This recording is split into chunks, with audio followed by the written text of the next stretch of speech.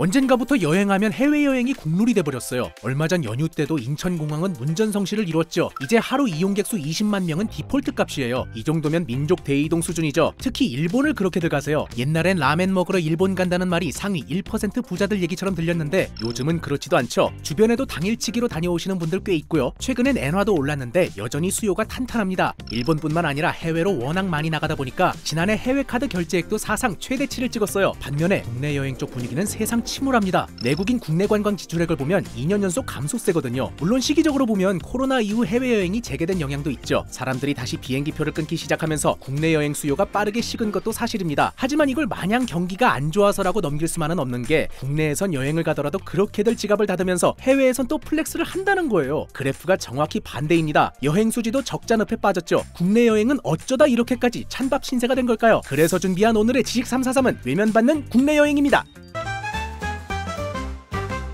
국내 여행을 기피하는 가장 큰 이유, 바로 바가지 요금 때문입니다. 국내 여행이 왜 꺼려지는지 물어봤더니 무려 70%가 넘는 사람들이 숙박 요금이 너무 비싸서라고 답했다고 해요. 축제나 연휴만 다가오면 이때다 싶어 가격을 서너 배씩 올려받으니까요. 음식값이 비싸서라는 응답이 그 다음을 이었는데요. 숙박이든 음식이든 어쨌든 비싸다는 거죠. 왜 제주도 갈 돈이면 일본 간다 이런 말 있잖아요. 실제로 계산을 해보면 일본 여행이 2배쯤 더 비싸긴 해요. 근데 그걸 몰라서 가는 게 아니라 알고도 감수하고 가는 거죠. 만족도가 다르니까요. 총 비용만 보면 해외여행이 국내 여행보다 비싼 게 사실입니다. 그런데도 국내 여행이 더 비싸게 느껴지는 건 결국 가심비 차이 때문이에요. 볼거리, 살거리, 할거리 이런 컨텐츠들이 해외가 압도적이라는 거죠. 그나마 국내 여행이 강세를 보였던 건 먹거리 정도였는데 여기도 바가지를 들입다 씌우니까 만족도가 훅 떨어질 수밖에 없어요. 이렇게 부정적인 여행 경험이 하나둘 쌓이다 보니 사람들이 점점 국내를 피하고 해외로 눈을 돌리게 됐다는 거예요. 이런 현상을 가장 뚜렷하게 보여주는 곳이 있습니다. 그 대표적인 케이스가 바로 국내 1위 여행지 제주도죠. 논란에 논란이 더해지며 언젠가부터 바가지의 대명사처럼 불리게 됐어요. 그 결과 여행 만족도도 2년 연속으로 하락했고요. 관광객 수도 3년 연속 내리막입니다. 제주 관광객이 줄어든 이후로는 항공편 감소가 자주 언급이 됐어요. 코로나가 끝나고 항공사들이 돈 되는 해외 노선으로 비행기를 죄다 돌리면서 제주 노선이 확 줄었거든요. 그래서 얼핏 보면 좌석 수가 줄어서 내국인 관광객도 빠진 걸로 해석할 수도 있지만 문제는 탑승률 자체도 떨어졌다는 거예요. 자리가 남았는데도 사람들이 안 갔다는 거죠. 결국 핵심은 바가지 요금 때문이라는 분석이 많습니다. 실제로 제주도를 찾은 관광객 10명 중 9명이 제주 물가가 비싸다고 답하기도 했어요. 이게 단순히 체감만은 아닌 게요. 전국 17개 시도 물가를 비교해봤더니 제주도는 절반 가까운 품목에서 전국 최고가를 찍었어요.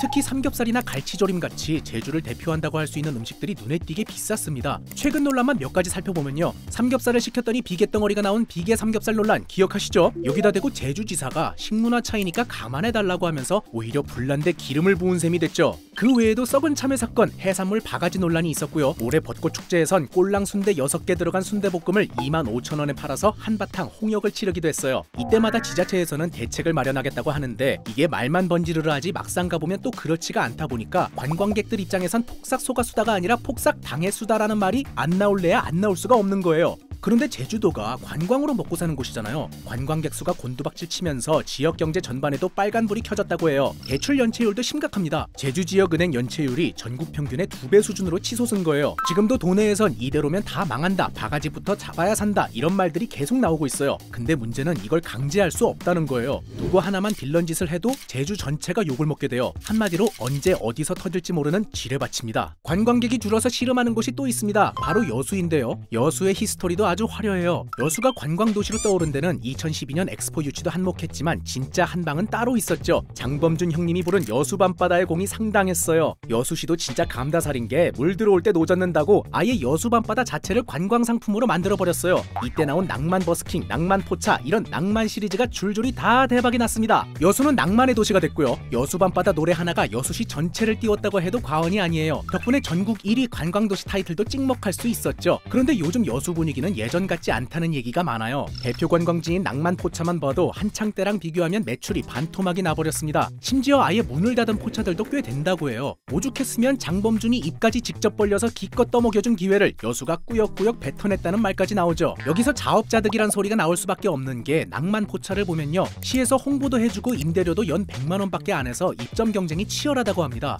시에서 관리하는 거다 보니까 애초에 안주 가격 상한선을 딱 못 박아놨어요. 1인당 10,000원. 그니까 4인 4인 기준 4만원 안에서 파세요 한 거예요. 그랬더니 메뉴가 죄다 4만원이 돼버렸어요. 1인분 안 돼요? 응, 안 돼. 뭐 이런 거예요. 그런데 양은 또 턱없이 적습니다. 기껏해야 2, 3인분 정도예요. 거기다 주류 관련해서도 논란이 있었죠. 시에서 맥주든 소주든 주류 가격을 병당 3,500원 아래로 받으라고 했더니 편법으로 330ml짜리 작은 병맥주만 파는가 하면 또 18개 점포가 마치 담합이라도 한 것처럼 한 브랜드 맥주만 팔더라는 거예요. 애초에 저는 일반 가게에서 330ml짜리 병맥주를 본 적이 없어요. 근데 그것마저도 독점으로 공급하는 조건으로 납품가를 낮춘 거죠. 어떻게든 더 남기려고 그렇게 한 거예요. 아무리 감성값이라지만 지자체에서 지원받아가면서 장사하는 곳이 이렇게까지 바가지를 씌우면 빈정이 확 상하죠. 그런데 지금 낭만포차만 이런 게 아니고요. 해상 케이블카, 오동도, 엑스포공원 등 여수 주요 관광지 전체가 비슷한 상황이라고 해요. 특히 지난해부터 관광객 수가 확 꺾였다고 합니다. 관광 수입이 30% 이상 줄었다는데 이 정도면 거의 쇼크 수준이에요. 문을 닫는 가게들도 많고 경매로 넘어간 숙박시설도 꽤 된다고 하는데요. 한때 다른 도시들의 부러움을 한 몸에 봤던 시절이 있었는데 지금은 말 그대로 한여름밤의 꿈이 돼버렸어요.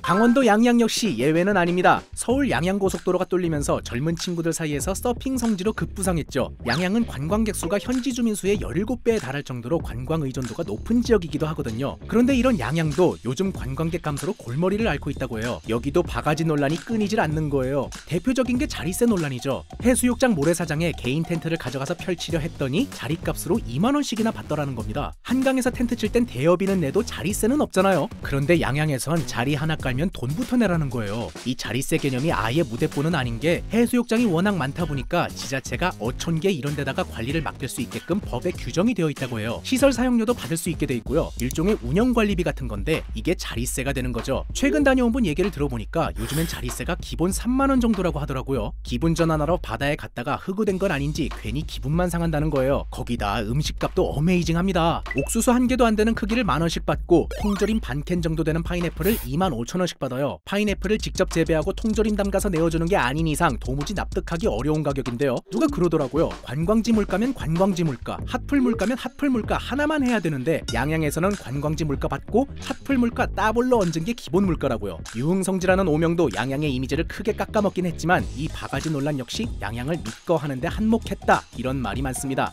전통 관광도시로 불리는 부산도 예외는 아닙니다. 불꽃축제 시즌만 되면 어김없이 바가지 눈치 게임이 시작되죠. 광안리 인근 음식점이나 카페에서 자리세를 받는 건데요. 해수욕장과의 거리 등에 따라서 10만원에서 많게는 60만원까지 천차만별입니다. 음식값은 또 별도고요. 인근 숙소 가격도 서너 배 이상 가격이 뛰는 게 다반사예요. 특히 2022년에는 부산이 엑스포 유치를 위해 BTS 무료 콘서트를 열었는데 이때는 숙박비가 10배 넘게 폭등했다고 해요. 심지어는 기존 예약을 일방적으로 취소하고 가격을 다시 올리는 일들이 벌어지면서 부산 이미지에 큰 타격을 주기도 했습니다. 논란이 이렇게까지 반복되는데도 자정 노력을 찾아보기 힘들다는 점이 솔직히 좀 아쉽더라고요. 하지만 절망편만 있는 건 아니고요. 희망편도 있습니다. 대표적인 사례가 바로 빵지순례 성지죠. 성심당이 있는 대전입니다. 여행 선호도 조사에서 거의 만년 꼴찌였던 대전이 작년엔 중위권까지 훌쩍 올라섰어요. 대전 가서 바가지 썼다는 얘기? 아직까지는 못 들어본 것 같아요. 게다가 성심당 하면 해자 가격으로 또 유명하잖아요. 땅 파서 장사하나 싶을 정도로 가격이 착하죠. 근데도 매출은 매년 오르고 있고요. 여기에 지역 상생의 아이콘 역할까지 합니다. 인근 노점상들이 전기나 수도를 무료로 쓰게 해준다는 얘기는 이미 많이 알려져 있죠. 이런 게 진짜 낙수효과 아닌가 싶어요. 방문객들이 성심당만 찍고 돌아가는 게 아니잖아요. 근처 식당에서 밥도 먹고 하면서 지역 상권 전체로 온기가 퍼지는 거예요. 덕분에 노잼 도시로 불리던 대전이 빵잼 도시라는 정체성까지 얻게 됐고요. 착한 가격, 품질, 신뢰 이 세 가지가 있으니까 사람들이 대전을 안 갈 이유가 없어진 거죠.